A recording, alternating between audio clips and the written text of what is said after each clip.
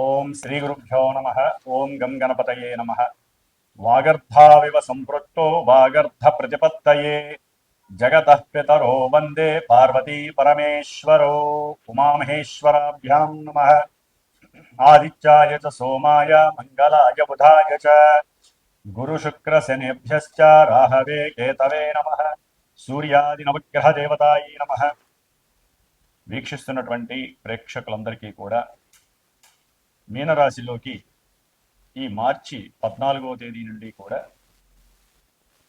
సూర్య భగవానుడు తన యొక్క సంచారాన్ని పూర్వాభద్ర నక్షత్రము, ఉత్తరాభద్ర నక్షత్రము, రేవతి నక్షత్రంలో సంచారాన్ని కావిస్తూ, అలాగే మార్చి 11వ తేదీ నుండి కూడా మిథున రాశిలో వక్రగతిలో ఉన్నటువంటి గురు మహానుభావుడు ఋషుమార్గంలో ప్రయాణం చేస్తూ అత్యంత బలవంతుడై తన యొక్క దృష్టి బలము చేత ఎన్నో రాశుల వాళ్ళకి శుభాలని చేకూరుస్తూ, అలాగే బుధగ్రహము ఈ యొక్క మార్చి నెలలో మరియు ఏప్రిల్ నెల వరకు కూడా మరి ఆయన కుంభరాశిలో రాహుతో తన యొక్క సంచారాన్ని గడుపుతూ, శుక్ర భగవానుడు మార్చి 2 నుంచి ఏప్రిల్ 1 వరకు కూడా దాదాపుగా మనకి ఈ యొక్క మీనరాశి అయినటువంటి ఉచ్చస్థితగతుడై, అట్లాగే రాహు కుంభరాశిలో, కేతువు సింహరాశిలో, అలాగే కుజ భగవానుడు రాహుతో కలిసి దాదాపుగా ఏప్రిల్ 1వ తేదీ వరకు కూడా కుంభరాశిలో సంచారం చేస్తూ, మీనరాశిలో ఉన్నటువంటి శని భగవానుడితో ఏప్రిల్ 2వ తారీఖు నుండి కూడా తన యొక్క ప్రయాణాన్ని చేస్తూ ఉన్నాడు. ముఖ్యంగా ఈ యొక్క సూర్యుడు మీనరాశిలో ప్రవేశించే సమయాన్ని మనము మీన సంక్రమణము అంటారు. ఇది మార్చి 14 నుంచి ఏప్రిల్ 15వ తేదీ వరకు కూడా ఈ సూర్య భగవానుడు మీనరాశిలో సంచరిస్తూ, మిగతా గ్రహాలన్నీ కూడా ఈ విధంగా సంచరిస్తూ, చంద్రుడు 2.5 రోజులకి ఒక్కొక్క రాశిని సంచరిస్తూ మేషాది మీనరాశి పర్యంతము ఏ రాశుల వారికి, అట్లాగే అశ్విన్యాది రేవతి నక్షత్ర పర్యంతం ఏ నక్షత్రాల వారికి, అట్లాగే ఒక్కొక్క రాశిలో కూడా నామాక్షరాలు కలిగినటువంటి వారందరికీ కూడా ఈ యొక్క గ్రహాల యొక్క స్థితిగతులు ఏ విధంగా వారిని పరిపాలిస్తూ, కొంతమంది రాశుల వారికి శుభాలని, కొంతమంది రాశుల వారికి ఇబ్బందుల్ని కలుగజేస్తూ ఉంటాయో తెలుసుకుంటూ, మరి మేషరాశి పర్యంతము మీనరాశి వారికి ఈ మార్చి 14వ తేదీ నుండి ఏప్రిల్ 15వ తేదీ వరకు ఏ విధమైనటువంటి గ్రహ స్థితిగతులు కల్పింపజేస్తూ ఉంటాయో తెలుసుకుందాం. మిథున రాశి వారికి ఈ యొక్క మార్చి 14వ తేదీ నుండి ఏప్రిల్ 15వ తేదీ వరకు కూడా మరి జన్మరాశిలో ఉన్నటువంటి గురుడు మార్చి 11వ తేదీ నుండి కూడా రెట్రోగ్రేడ్ అంటే వక్రీగత స్థితిని వదిలిపెట్టేసి రుజుమార్గంలో ప్రయాణం అంటే కర్కాటక రాశి వైపు ప్రయాణాన్ని చేస్తూ ఉన్నాడు. కాబట్టి కొంతవరకు మీరు అనుకున్నటువంటి వ్యాపార విషయాల్లో కావచ్చు, లేకపోతే ఆరోగ్యపరమైన విషయాలు కావచ్చు, లేదా ఉద్యోగ విషయాలలో కావచ్చు, కొంతమందికి మార్పులు కలిగే అవకాశాలు తప్పకుండా ఉంటాయి. అది మీకు ఇష్టం ఉన్నా ఇష్టం లేకపోయినా తప్పకుండా ఈ యొక్క విషయాల్లో మార్పులు జరుగుతాయి. మీరు తీసుకునేటటువంటి స్వయంకృత నిర్ణయాలు చాలా పట్టుదలతో కూడినటువంటి, జ్ఞానంతో కూడినటువంటి కొన్ని ఏదైనా సరే మీరు నిర్ణయాలు తీసుకున్నట్లయితే, వ్యాపార విషయంలో కావచ్చు, మీరు చేసే వృత్తి ఉద్యోగ విషయాల్లో కావచ్చు, చాలా కష్టపడితే కానీ మీకు ఆ పనులు జరగవు, గుర్తుపెట్టుకోండి. ఆరోగ్య విషయంలో కూడా అంతే. తగ్గిపోవడానికి చాలా ఛాన్సెస్లు ఉంటాయి. అంటే దీర్ఘకాలిక అనారోగ్య బాధలతో బాధపడుతున్న వాళ్ళకి మరి ఎప్పుడు తగ్గుతుంది ఈ యొక్క అనారోగ్యము, మేము ఎప్పుడు మళ్ళీ హ్యాపీగా పూర్వకాలంలో మేము ఉన్నట్టుగా తయారవుతాం అనుకున్న వాళ్ళు గురుగ్రహ జపాన్ని చేయించుకోండి. అట్లాగే ఒక 16 గురువారాలు ఉపవాసం ఉండండి. 16 గురువారాలు దత్త స్తోత్రాన్ని చదవండి. వీలుంటే గురువారం దత్త కవచము, గురు చరిత్ర పారాయణ చేయండి. అట్లా ఏదైనా సరే శివాలయంలో గురువుకి సంబంధించినటువంటి శనగలు చక్కగా నైవేద్యం పెట్టించేసి 10 మందికి పంచండి. ఏదో ఒక ప్రయత్నపూర్వకంగా మనం కనుక ఆ గ్రహాలకి తగ్గట్టుగా దైవాన్ని మనం కనుక చేసుకుంటూ ఉండాలి. సరే ఇవన్నీ చేయలేమండి, మేము దూరంలో ఉంటాం, వేరే దేశాల్లో ఉంటాం, లేకపోతే మేము ఈ ఊర్లో ఉండి కూడా మాకున్న హడావుల్లో మాకు కుదరట్లేదు అనుకుంటే ఒకటే డైరెక్ట్ గురుగ్రహ జపము, హోమము చేసుకోవడం చాలా విశేషం. అట్లాగే ఈ యొక్క మిథున రాశి వారికి తృతీయంలో కేతువు, అట్లాగే దశమంలో దాదాపుగా సూర్య భగవానుడు దశమంలోకి రావటము చేసేటటువంటి ఉద్యోగ ప్రయత్న కార్య విషయాలు కావచ్చు, ఏదైనా ఒక ప్రయాణానికి ఉద్యోగానికి సంబంధించినటువంటి ప్రయాణం గురించి ఆలోచించినవి మొన్నటిదాకా జరగకపోయినా, ప్రయాణాలు ఇబ్బందులు పడ్డా, ఉద్యోగ విషయాల్లో అనుకున్నది సాధింపు లేకపోయినా, ఇప్పుడు గనక జాగ్రత్తగా ఆలోచించి గనక చేసుకుంటే అకస్మాత్తుగా ఉద్యోగంలో మంచి మార్పులు వస్తాయి. అది ప్రమోషన్ రావచ్చు, ఉద్యోగంలో మంచి అవకాశాలు కలగచ్చు, ఏదైనా జరగడానికి అవకాశం ఉంది. అయితే ఇక్కడ ఏంటంటే సూర్యుడు ఒక్కడే ఉంటే మనకి కొన్ని అనుకూలమైనటువంటి పరిస్థితులు వస్తాయి. కానీ మిథున రాశి వారికి దశమ స్థానమైనటువంటి మీనరాశిలో శని ఉండటము, రవి ఉండటము, అట్లాగే ఏప్రిల్ 2 నుంచి కుజగ్రహం అక్కడికి రావటము, అట్లాగే శుక్రుడు మార్చి 26 వరకు ఉన్నాడు అదే స్థానంలో. మార్చి 28 నుంచి కూడా శుక్ర భగవానుడు లాభంలోకి వస్తాడు. కొంతవరకు వారికి ఊరటగా ఉంటుంది. అంటే ప్రేమించిన వాళ్ళకి, ప్రేమికులకి అనుకున్న అభీష్టం నెరవేరటం, వివాహ విషయాలలో కొంత అనుకూలతలు కలగటం, అట్లాగే ఎవరైనా సరే ఆర్థిక ధనపరమైన విషయాలలో షేర్స్ కావచ్చు, స్టాక్ మార్కెట్లు కావచ్చు, చిట్టీలు కావచ్చు, చిట్ ఫండ్లు కావచ్చు, ఎవరికైనా డబ్బులు ఇచ్చిన వాళ్ళు ఉన్నా కూడా సంతానపరమైన విషయాల్లో కావచ్చు, అన్ని సర్వ శుభాలు జరగడానికి శుక్ర భగవానుడు అనుకూలంగా ఉంటాడు మార్చి 28 నుంచి.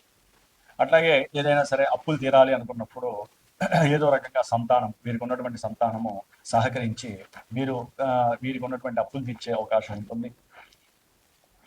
ముఖ్యంగా దశమంలో ఉన్నటువంటి రవితో పాటుగా ఈ కుజ శనులు కలిసి ఉండటం అనేటటువంటిది కొంత ఇబ్బందికరమైనటువంటి పరిస్థితులు.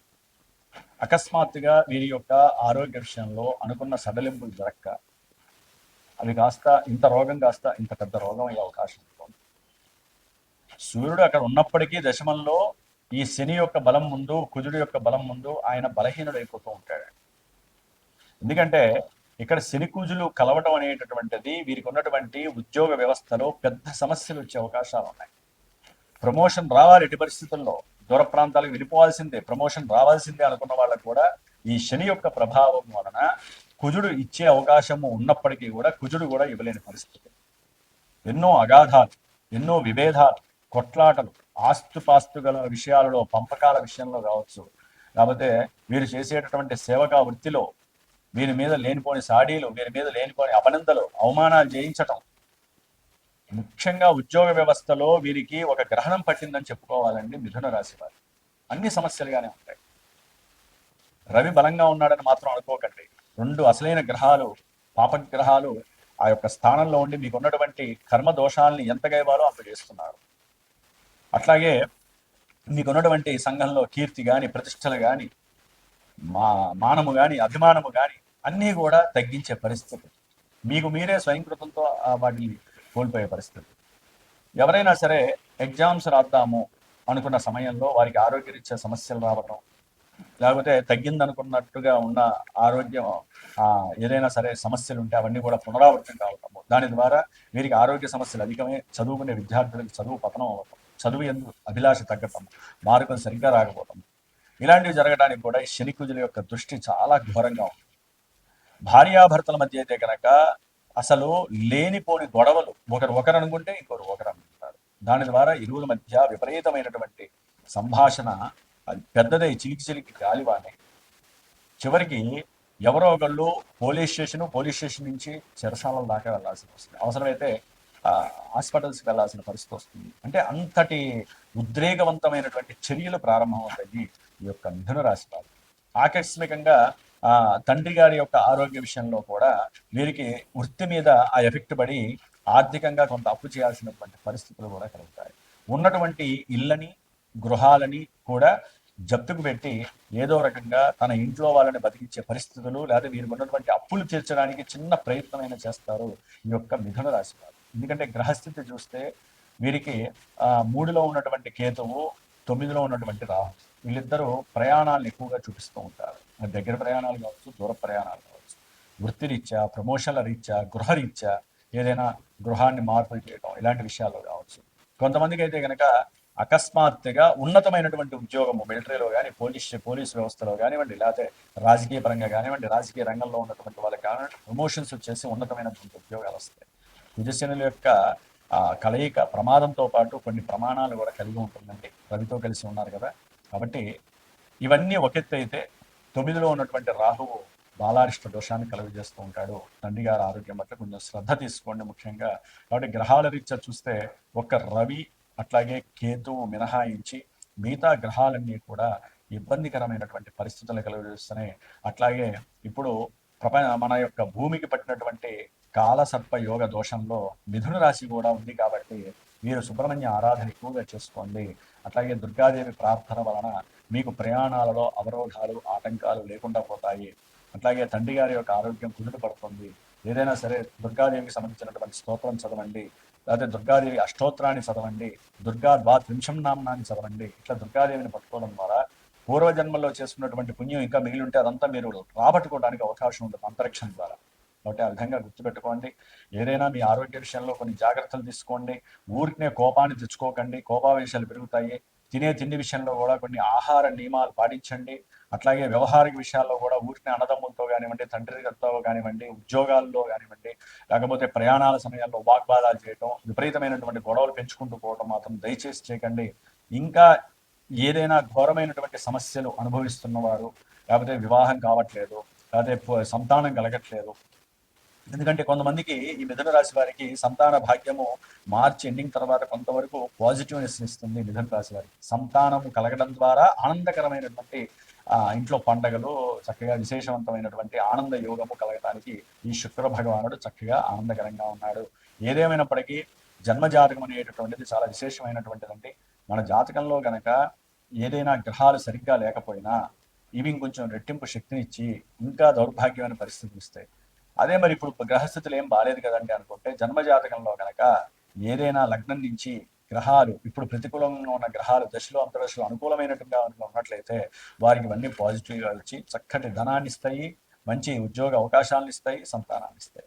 కాబట్టి ఏదేమైనప్పటికీ సర్పదోష నివృత్తి కోసము, కుజశనుల యొక్క దోష ప్రయుక్తం కోసము మా యొక్క శ్రీమాత జ్యోతిషాలయ పీఠమునందు ఈ యొక్క మార్చి 2వ తేదీ నుండి దాదాపుగా మే 10వ తేదీ వరకు సుబ్రహ్మణ్య హనుమత్ దేవతకి సంబంధించినటువంటి మంజు సూక్త, సర్పసూక్త పారాయణలు, గణపతి అట్లాగే దుర్గా సూక్త పారాయణలు, నవగ్రహ జపాలు, ముఖ్యంగా మార్చి 18వ తేదీ అమావాస్య సుబ్రహ్మణ్య పాశుపత హోమము సంతానం గురించి ముఖ్యంగా, అట్లాగే వివాహంలో అడ్డంకులు వచ్చి వివాహం కానటువంటి వారి గురించి, కోర్టు కేసుల్లో విపరీతమైనటువంటి ధనాన్ని నష్టపోతూ ఒక పట్టాన కులికి రానటువంటి వారికి సుబ్రహ్మణ్య పాశుపత రుద్రహోమము, దాంతోపాటుగా విశేషంగా నవగ్రహాలు నక్షత్రాలకి మృత్యుంజయ పాశుపత హోమం అనేటటువంటిది ఆరోగ్యాన్ని ఇస్తుంది. ముఖ్యంగా దానికోసము చేస్తున్నాము.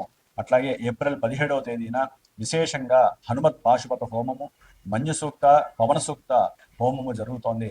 కాబట్టి ఎవరైనా పర్సనల్గా జ్యోతిష్యపరంగా తెలుసుకోవాలి, మీ జాతకంలో జరుగుతున్న దశలేంటి, అంతర్దశలు, ఏ ఈవెంట్కి ఏ యొక్క సంవత్సరాల్లో మేము రెడీగా ఉండాలి, ఇప్పుడు మాకు సమస్యలు బాగా ఉన్నాయండి, మేము ఎన్నో రకాలుగా ఆర్థికంగా నష్టపోతున్నాము, ఎన్నో రకాలుగా మనశ్శాంతి లేదు అనుకున్న వాళ్ళు తప్పకుండా పీఠానికి ఫోన్ చేయండి. తప్పకుండా మీ యొక్క జన్మజాతకంలో ఉన్నటువంటి విధి విశేషాలు తెలుసుకొని దాని ద్వారా ఏదైనా గ్రహ జపాలు కానీ హోమాలు కానీ చేసుకునే అవకాశం ఉన్నటువంటి వారు తప్పకుండా మా పీఠంలో సంప్రదించండి. పీఠంలో ఎప్పుడూ కూడా జపతపాలు హోమాలు జరుగుతుంటే మా యొక్క శ్రీమాత జ్యోతిషాలయ పీఠంలో.